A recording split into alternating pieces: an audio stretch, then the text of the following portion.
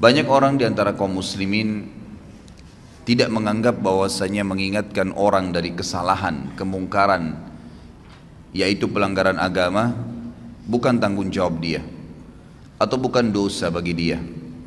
Sehingga pada saat ada orang yang tidak sholat, dilihat depan matanya, ada orang yang berbuat zina, ada orang yang berbuat apa saja kemungkaran, dia menganggap itu adalah bukan urusan dia. Begitu pula pada saat seseorang melihat orang lain tidak mengerjakan kebaikan dan dia tahu itu adalah kebaikan, perintah dari Allah, apalagi kalau sifatnya wajib. Jadi terkadang ada kemungkaran itu yang sifatnya sendirian dia. Misal ada seseorang memberikan informasi kepada kita, kalau si fulan ini nggak sholat misalnya, lalu kita pergi meluruskan kesalahan dia, itu berarti cuma ingkar mungkar. Ada kejadian yang lain, mungkin kita hanya menyuruh kepada ma'ruf saja, menyuruh kepada kebaikan saja. Seperti misalnya saya lagi ceramah begini, ini cuman mengingatkan kalau pas ada satu perintah agama yang saya sampaikan, maka itu berarti menyeru kepada kebaikan. Tapi ada hal yang bersatu keduanya, dan yang cenderung kepada dosa besar adalah ketiga-tiganya tentunya.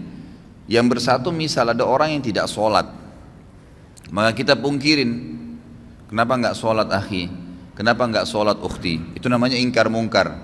Lalu kemudian kita ikutkan dengan perintah ma'ruf. Misal kita mengatakan sholat itu kan wajib, Allah yang wajibkan, berarti itu menyeru kepada kebaikan. Ini gabungan antara keduanya, gabungan antara keduanya. Jadi semua ketiga contoh tadi itu masuk dalam kriteria dosa besar yang kalau orang tidak melakukannya. Yang lebih fokus lagi kata ulama adalah masalah yang ketiga, yang digabungkan, Saya rincikan dulu. Kalau yang mungkar saja tadi, misal saya dilaporkan oleh seseorang, si fulan nggak sholat, si fulan niat mau berzina, si fulan niat mau kerja di tempat riba, tolong Ustadz nasihatin. Saya lalu datang dan menasehatinya. Ini ingkar mungkar saja, ingkar mungkar saja. Nah ini kalau diminta kepada saya untuk meluruskannya, maka wajib saya harus bisa meluruskan. Kalau saya tidak luruskan, saya dosa besar, karena saya membiarkan orang terjerumus dalam perbuatan dosa besar itu. Tapi kalau yang sedang dia lakukan dosa kecil dan saya tidak luruskan, saya tidak ingatkan, berarti saya termasuk melakukan dosa kecil. Kalau menyeru kepada kebaikan, misal kayak ceramah seperti ini, maka ini lebih cenderung kepada hukumnya sunnah, kecuali memang ada satu kasus terjadi, seperti contoh besok Natal misalnya, lalu saya tahu ada kaum muslimin yang melakukan perbuatan ikut-ikutan, lalu saya tidak luruskan, saya tahu itu, saya tidak coba menyampaikan yang ma'ruf, gitu kan. Maka berarti perintah agama memerintahkan agar kita merayakan Idul Adha dan tidak ada hari raya yang lain, mengingatkan kepada ma'ruf. Saya tidak ingatkan, maka saya berdosa besar. Tapi kalau umum saja penyampaian ceramah, itu hukumnya sunnah saja kalau dia sampaikan secara umum, gitu kan. Kemudian ada yang gabungan antara ingkar mungkar dan ambil ma'ruf tadi. Seseorang yang sedang tidak sholat di hadapan kita, lalu kita ingatkan, luruskan, lalu sekaligus kita sebutkan fadilah daripada ibadah itu, berarti menggabungkan keduanya. Lebih cenderung Imam Az-Zahabi mengatakan semua masuk dalam kriteria dosa, tapi ada rincian tadi. Cuman kalau digabungkan keduanya, ini sudah jelas dosa besar, mutlak, tidak ada lagi pendapat lain.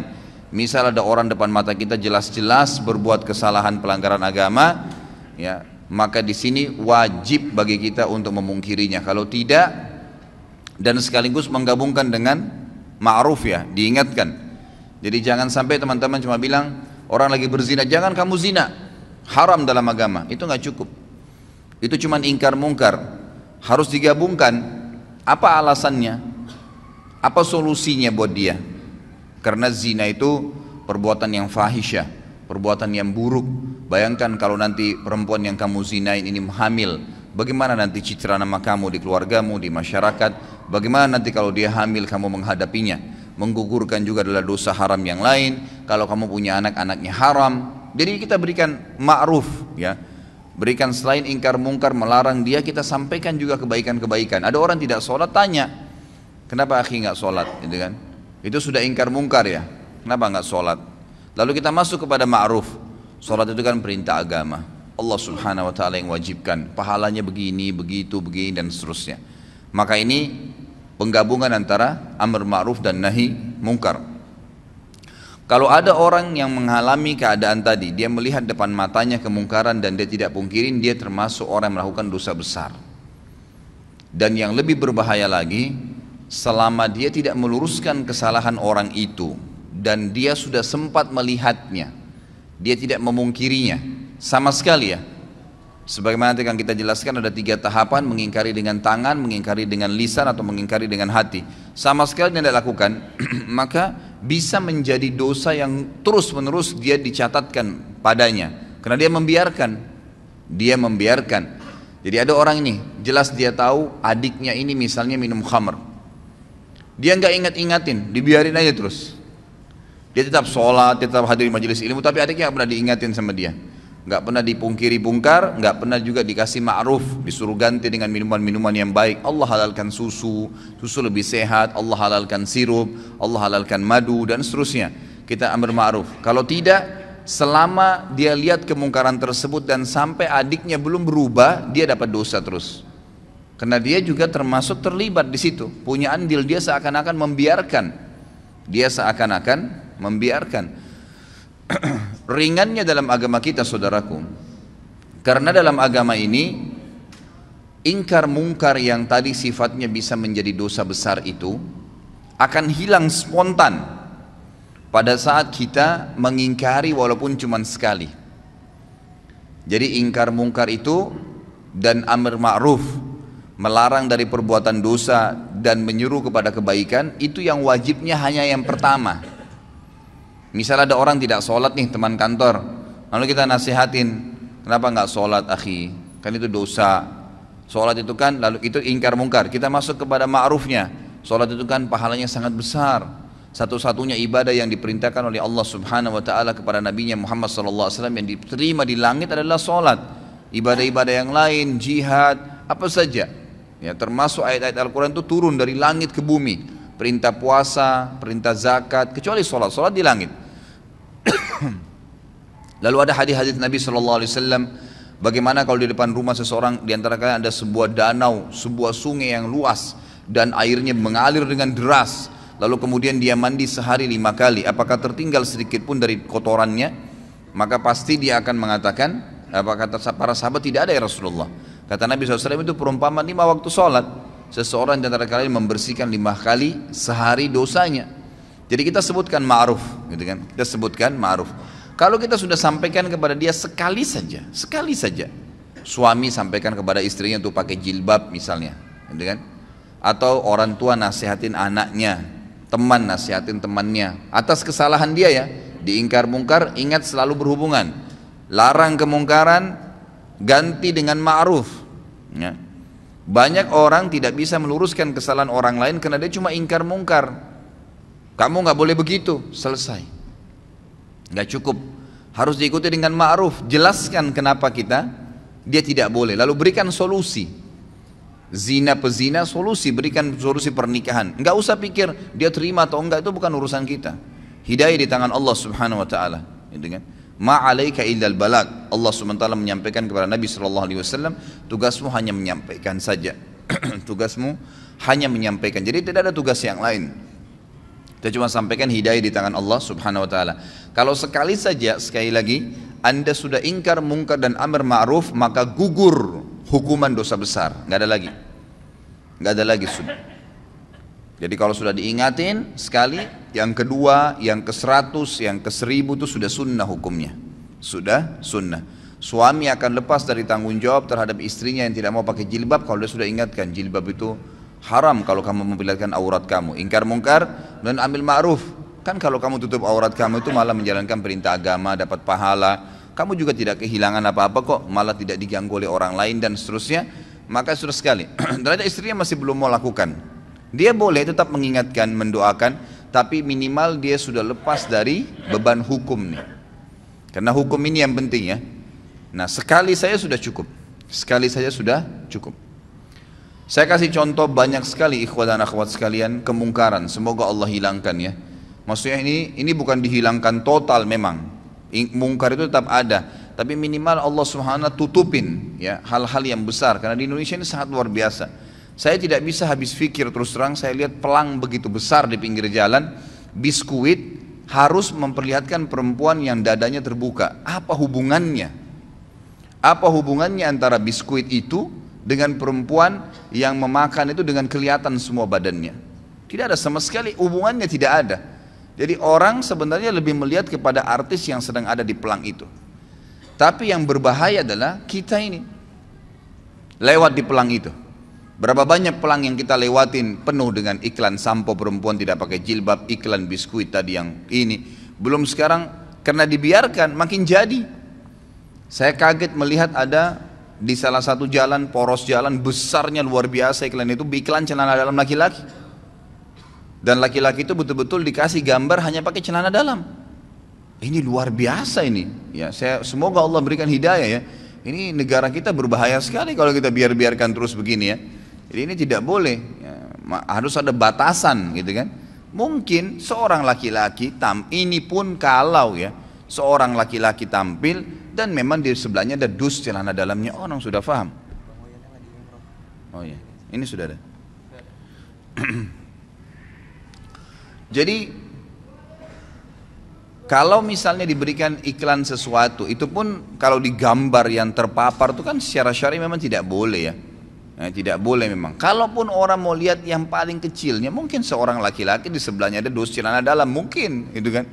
Tapi kalau ditampilkan tanpa baju, tanpa celana panjang, cuma celana dalam, lalu besar pelangnya, setiap perempuan yang lewat situ melihatnya, setiap laki-laki yang lewat melihatnya, itu kan itu mungkar. Maka wajib Anda pungkirin ya, wajib dipungkirin, tidak boleh dibiarin.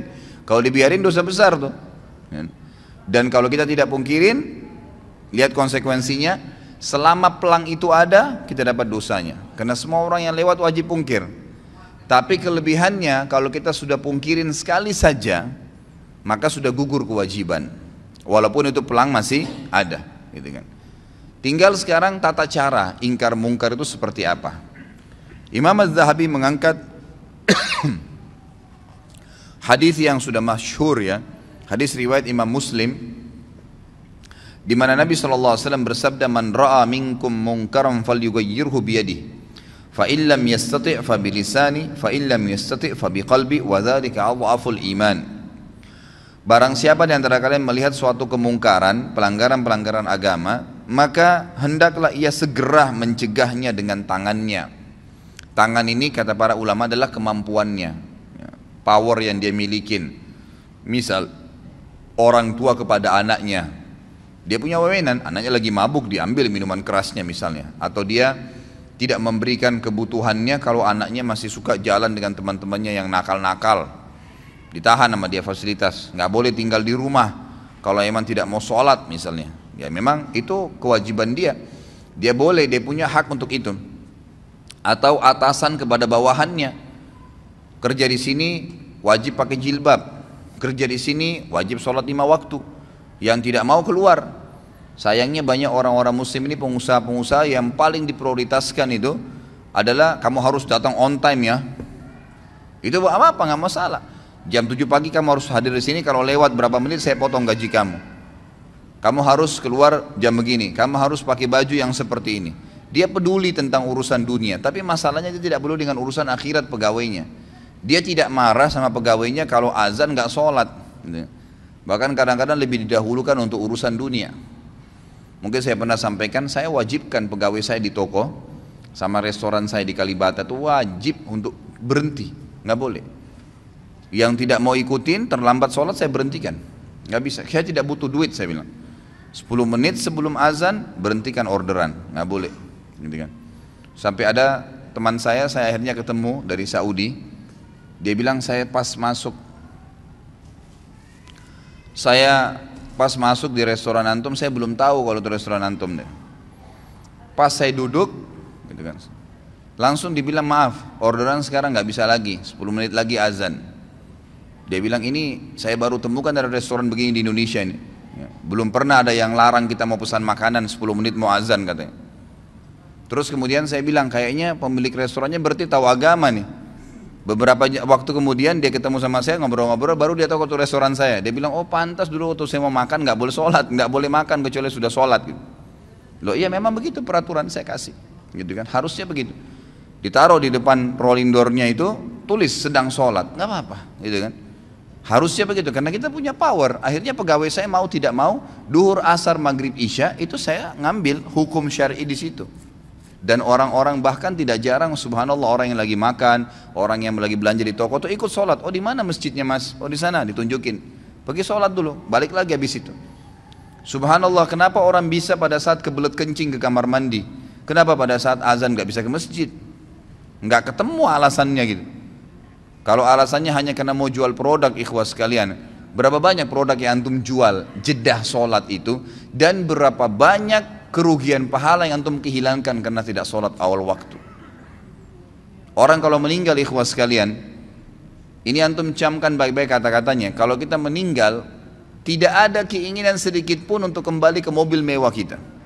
Tidak ada keinginan sedikit pun untuk kembali kepada istri yang cantik atau suami yang gagah. Tidak ada keinginan lagi untuk kembali melihat anak-anak. Nggak ada keinginan lagi untuk menikmatin ranjang yang mewah. Nggak ada keinginan lagi menikmatin rumah yang bagus. Nggak ada lagi. Semua orang yang meninggal, apa kata Allah SWT? Ya, orang-orang itu akan mengatakan, Rabbirji'un, ya Allah kembalikan saya, la'alli a'malu salihan fima tarakt. Siapa tahu saya bisa, kalau saya bisa kembali lagi ke dunia, ya, saya akan kembali dan saya akan beramal soleh.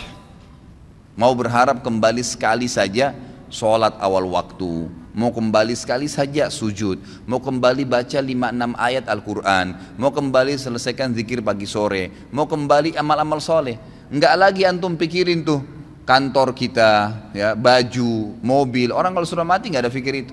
Mau kembali dunia karena mau mengejar amal solehnya. Sayangnya kita subhanallah lebih dahulukan kamar mandi karena ada hajat duniawi daripada kita harus berwudu dan pergi sholat ke masjid. Gitu ya. Padahal berapa menit yang diambil? Ya, berapa menit? Nggak ada sama sekali. Ya, yang diambil waktu di situ. Jadi harus mengingkari dengan tangannya. Kalau tidak bisa kata Nabi SAW maka dengan lisannya. Nasihatin. Ikhwah biasakan keluar mulut. Orang bisa ngomong semaunya di TV, di media. Orang yang tidak punya ilmu, tidak punya akhlak ngomong. Nggak ada tata krama dalam ucapan-ucapannya. Kadang-kadang sampai mencoreng kehormatan agama. Ngomong semaunya. Kenapa anda ini atau antum ini yang sudah faham agama tidak bicara kebaikan? Syaitan kadang-kadang membuat kita ragu untuk menyampaikan. Sampaikan saudaraku.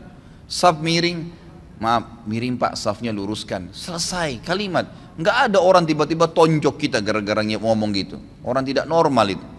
Apalagi kalau sudah masuk masjid mau sholat, insya Allah pasti dia bergerak kok, gitu kan?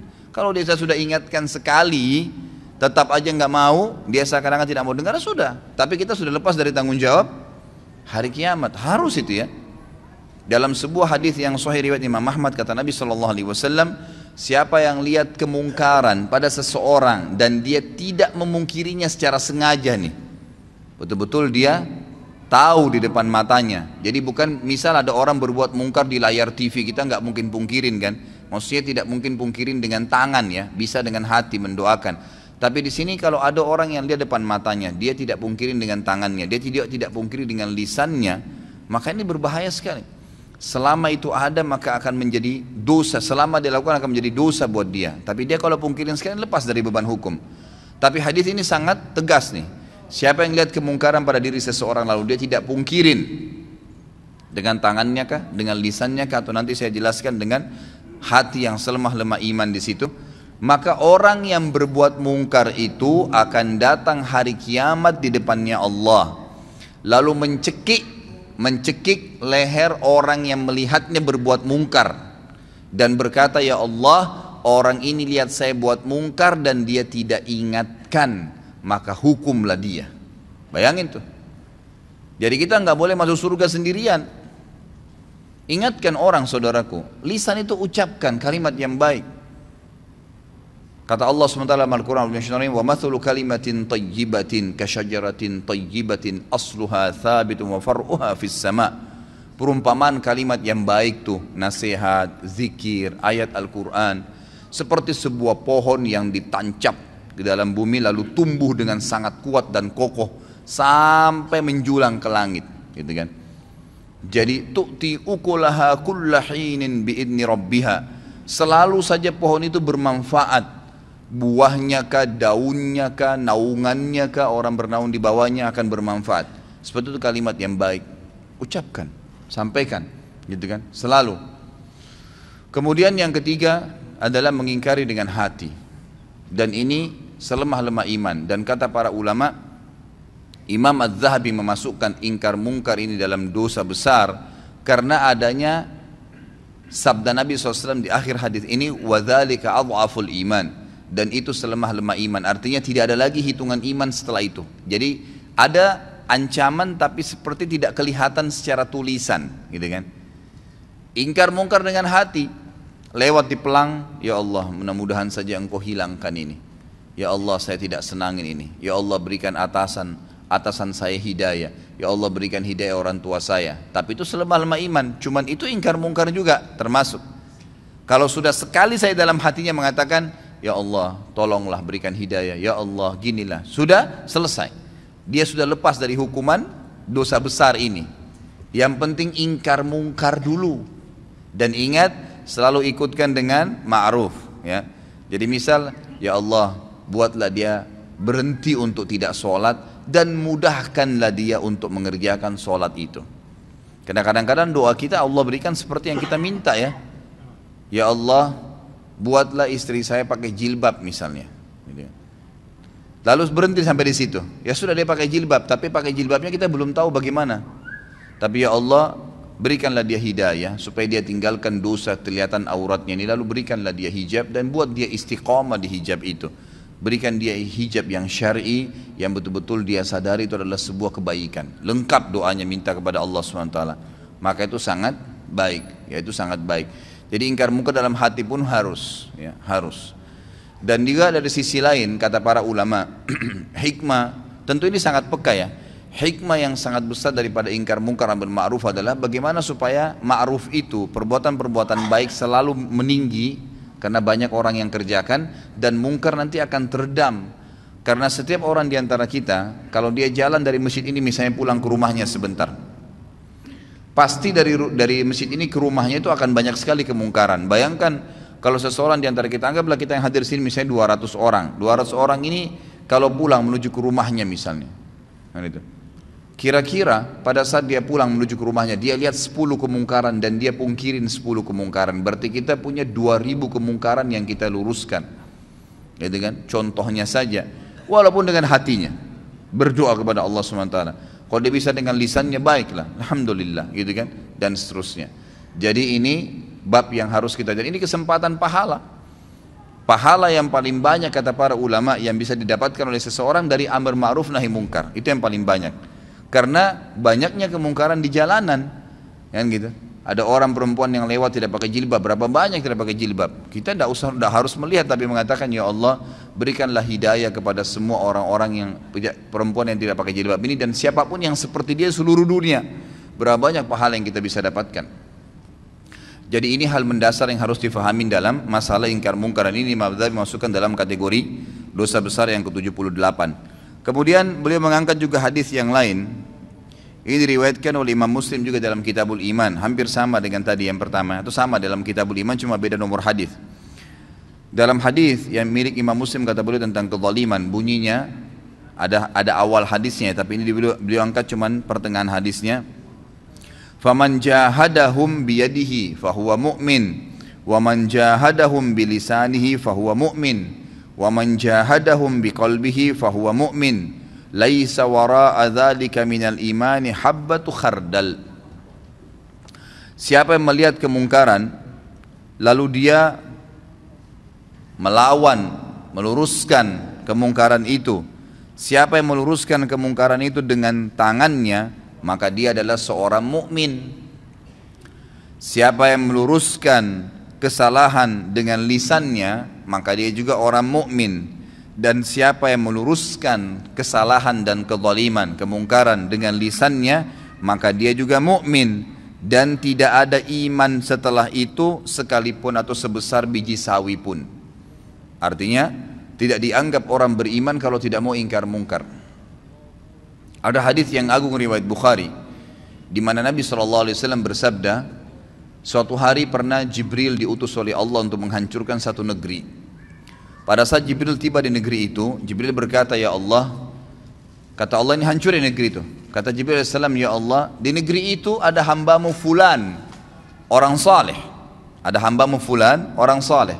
Kata Allah SWT, mulai dari orang itu. Azab yang akan saya turunkan ini mulai pada orang itu. Karena dia tidak pernah menyeru kepada kebaikan dan melarang kemungkaran. Ini banyak orang ini, cirinya di Indonesia banyak sekali. Dia azan ke masjid, tapi nggak pernah mau tahu tetangganya sholat kah, orang yang dilewatin kah, padahal cuma tinggal ucapin. Saya kadang-kadang kalau lewat di masjid dekat rumah saya, lagi duhur, banyak penjual-penjual ya kaki lima atau orang yang mampir, mereka istirahat di teras masjid, tapi nggak sholat. Nggak sholat, subhanallah ya, semoga Allah berikan hidayah. Saya lewat cuma mengatakan, Pak, Mas sholat Pak, padahal sudah dengar azan tuh kan, mereka tetap duduk aja. Kita coba ingatkan, Pak, Mas sholat. Kan? Kadang-kadang pernah ada ibu-ibu juga situ jual gado-gado, Bu, duhur Bu, sholat.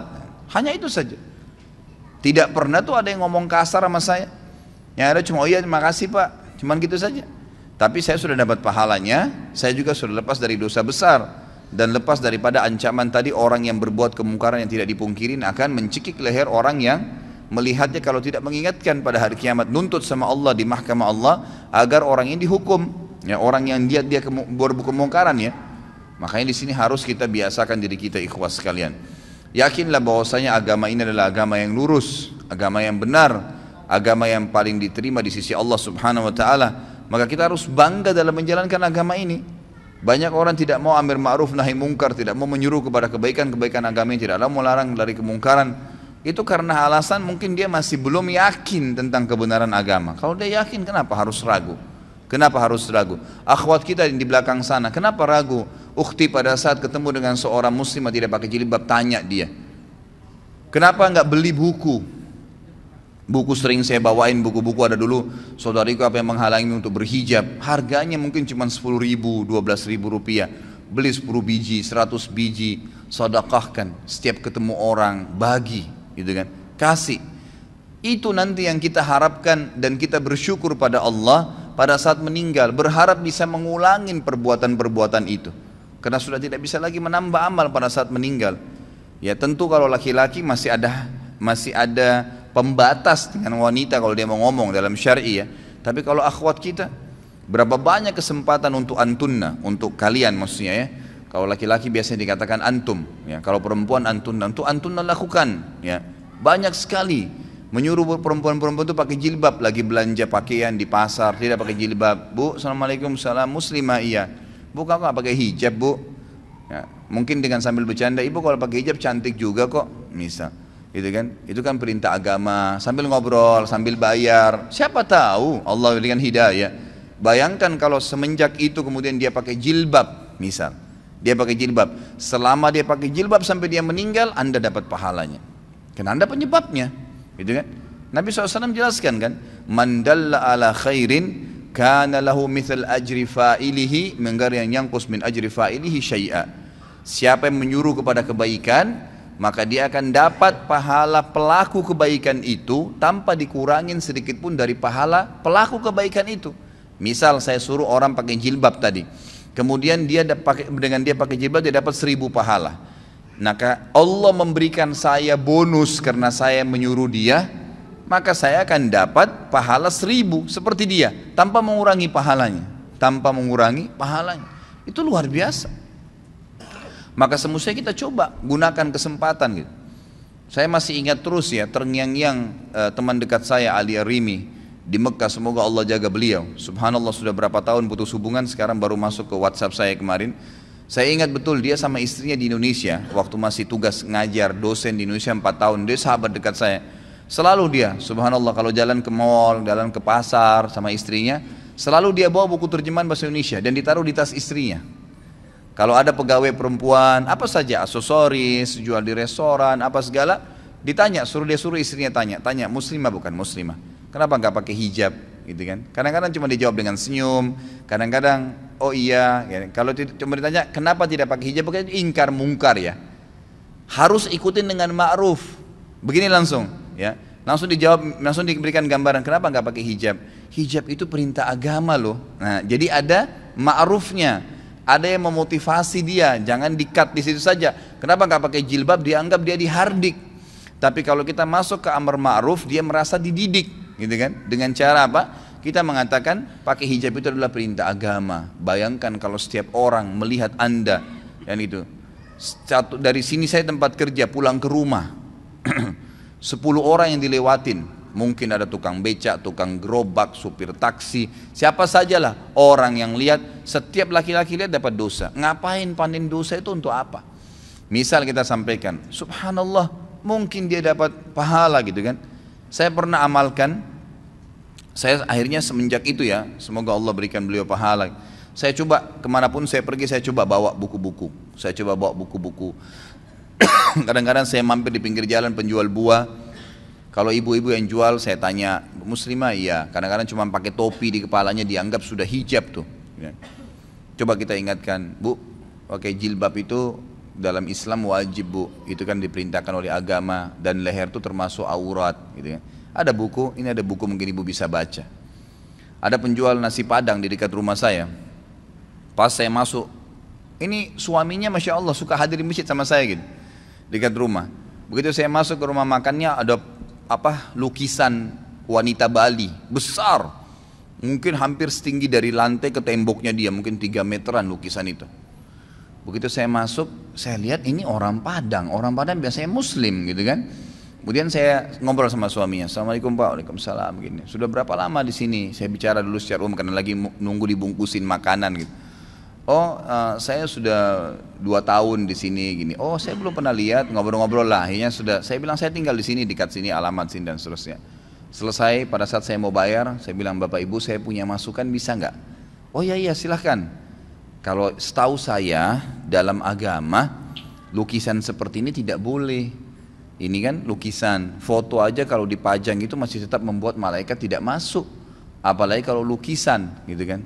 Oh yang ini Pak Ustadz? Iya, yang ini. Oh ini kebetulan dikasih sama teman. Nah, iya, saya mungkin tahu, baik itu dikasih ataupun dibeli, tugas saya mengingatkan dalam agama karena memang ini nggak boleh. Subhanallah, mungkin syaitan akan mengatakan kepada kita, siapa tahu dia marah. Sempat terlintas tuh di hati saya, terlintas sejenak, gitu kan? Nanti dia tersinggung, nanti dia marah. Tapi saya selalu melawannya. A'udzubillahi minasyaitonirrajim. Saya luruskan. Subhanallah, dengan sedikit saya nasihatin, dan kebetulan waktu itu saya memang lagi bawa mobil, saya turunkan dari mobil buku.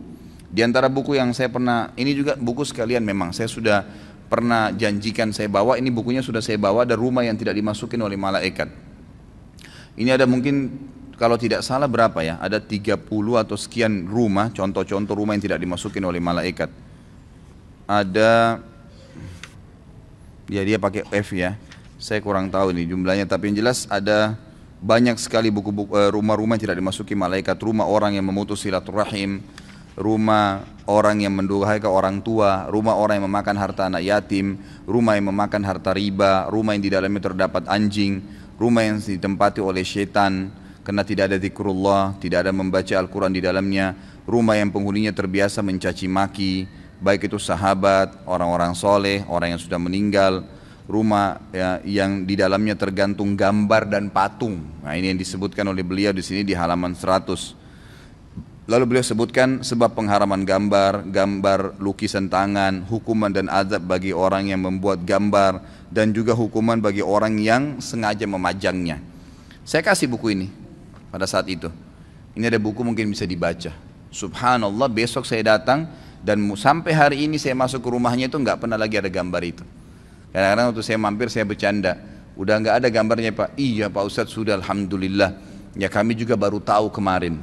Malah sebenarnya mereka tambah dekat dengan saya itu Pak, dengan ingkar munkar dan amar ma'ruf tadi. Yang awalnya syaitan kadang-kadang buat kita ragu, ya, buat ragu. Itu kesempatan, peluang besar untuk mendapatkan pahala. Ingkar munkar, ingatkan.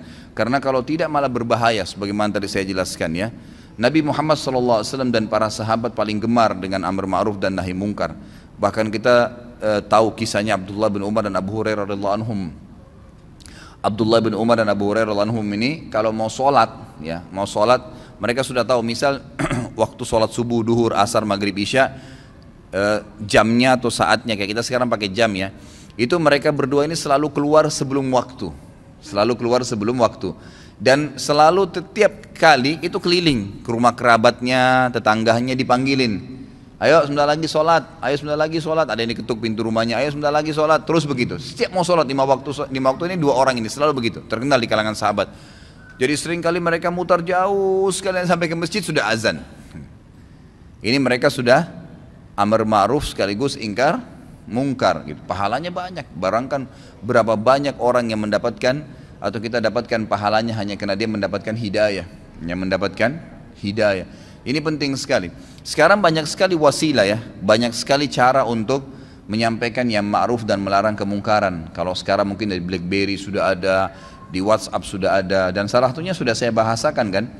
Ya, bisa diambil, tinggal buka YouTube, ambil ceramah saya, tinggal dipencet ada titik 3 di sebelahnya gambar ceramah saya itu ada bagikan, tinggal ambil share, bagi kepada teman-teman.